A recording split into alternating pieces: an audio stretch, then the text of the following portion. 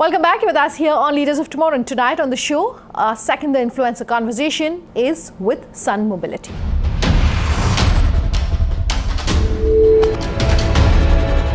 The name Chetan Maini is familiar to anyone who is associated with the mobility and transport industry here in India. He really is the person who kicked off the entire green vehicle revolution here in the country. I spoke to him about his second venture, Sun Mobility, the future of mobility and transportation here in India, as well as his advice for entrepreneurs looking at innovating in this space.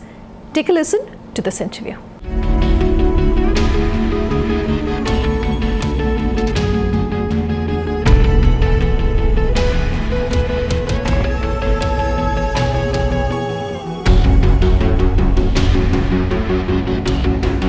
Thank you so much for speaking with us here on Leaders of Tomorrow, Chetan. It's exciting to talk to someone who has triggered this entire wave that we see of mobility and the e-revolution in the mobility space. So thanks for being here on the show. Let me start by talking about what you're doing at Sun Mobility, and just to give our viewers a background really of your association with the e-vehicle space here in India. So I started working in electric vehicles over 20 years ago. And the whole idea of started off traveling on solar cars across the US and Australia, and the idea that you could power the entire mobility solution using pure renewable energy and electric mobility, to me was very exciting. And that led to starting Reva in 1995, and we launched it in India in 2001 and sold the product in over 24 countries. And then in 2010, Mahindra came on board. So it's been a 20-year journey on electric mobility. And what I was trying to reflect back is that while everything seems so right, electric vehicles make so much sense from a pollution, from an energy perspective, from a cost perspective, why aren't they really taking off? And I felt that while technology had really advanced, we still had a few challenges. One was that all the battery prices were coming down. The cost of electric vehicles was still very high. The second was range anxiety. It was both a combination of a psychological issue that someone has, I have limited range, and two, if you put a lot of batteries, it became very, very expensive. And the third was around refueling time. Today, regular charging takes 5 to 8 hours. Fast charging could take an hour. But consumers are used to just 5 minutes of refueling. Anything beyond that seemed like eternity.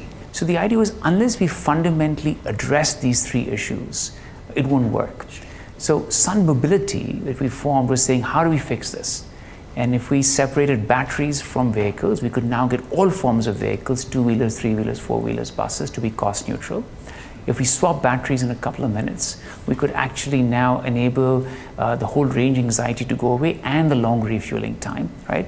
And we could actually do this where the cost per kilometer is cheaper. And if fundamentally you gave consumers an option where there was no performance change, in fact better performance, and costs for less, right? Then the move to green is almost immediate. And that could create a sustainable impact. So that's been the heart of starting Sun Mobility. I want to pick up on what you just said and talk about the fact that you bet on the electric vehicle space here in India at a time when no one was talking about it. What perhaps helped you decide that yes, this was going to be a big market in India, and yes, this was a market or an area or a business where you could make money? Well, I think, as I mentioned, the journey started, racing solar cars. And so it was more of a passion first to say that this is the future. But in the early 1990s, oil price was $20 a barrel. And nobody cared two hoots about climate change.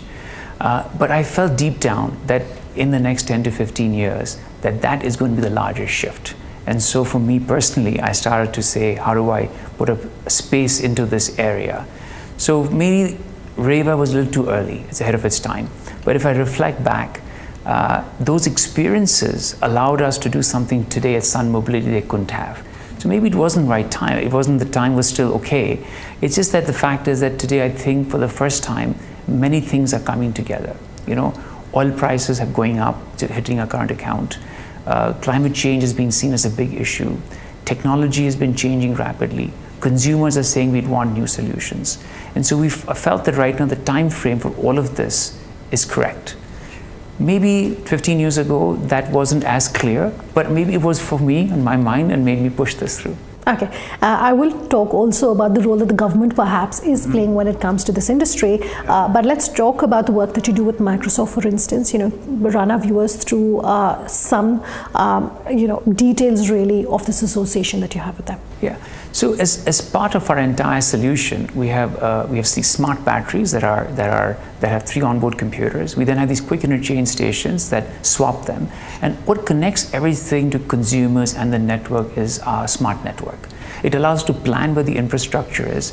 It's also allowing us to connect with all the batteries. It has consumer apps for payment gateways and allows us to optimize the system. It's a very complex network. So we wanted a platform that was very scalable. What if millions of users were on it tomorrow globally? How do we make something that's very scalable? How do we take telemetry data and use it to further add services for consumers? So our relationship with Microsoft was to use their platform, the Azure IoT platform, that allows us to build our smart network on and connect all our devices. It also allows us to use their edge computing technologies within our stations so that we can do a lot of processing there and connect them to our main cloud. So we wanted a partner that really was thinking of scale, understood platforms, since we're building a global platform, and we felt that this partnership between our 2 organizations really put our skill sets together to build something much larger. Okay, you also have an association with Ashok Leyland, and that's far as the buses segment goes. Just walk us through that.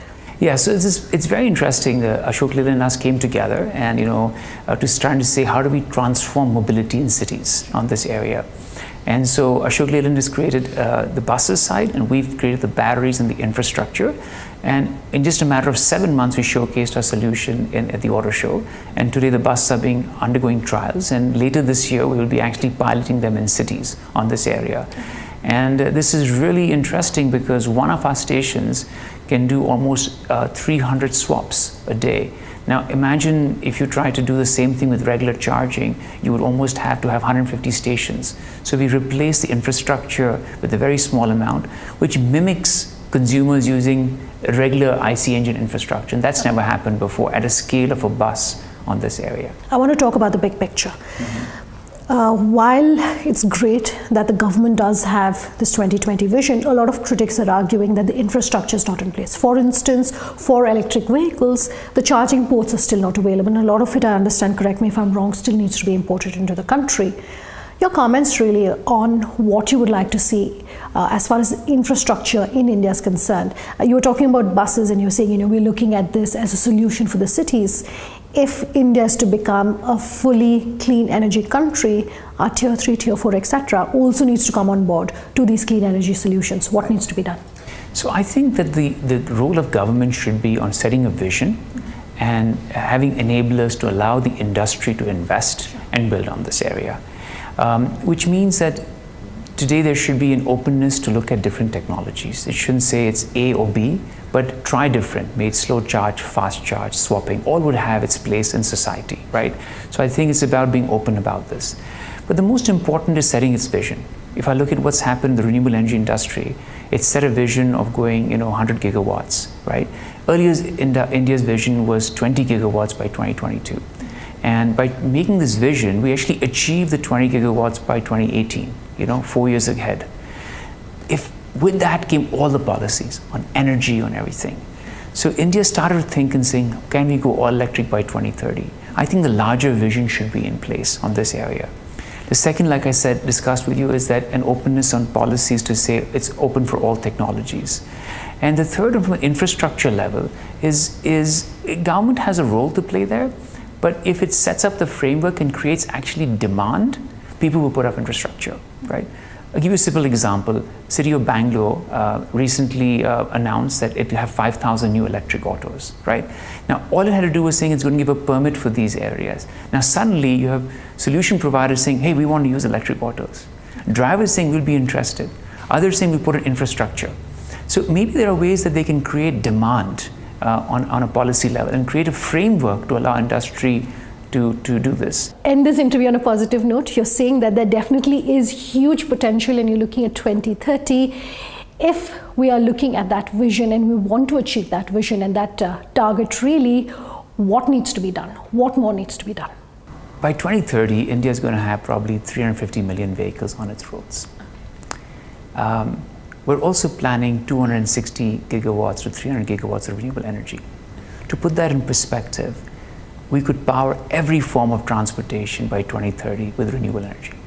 So India has an opportunity in 13 years from today to completely run on clean energy produced in India, create millions of jobs with a new industry, and be a global leader. So, and at the same time, improving the lives of people. This to me is a huge, exciting journey. It's for the younger generation to say that we're doing things not that just make money, but we're going to change people's lives. And I'm really excited that we can be all part of this journey. Wish you all the very best. Thank you so much for speaking with us, Chetan. Thanks. Thanks.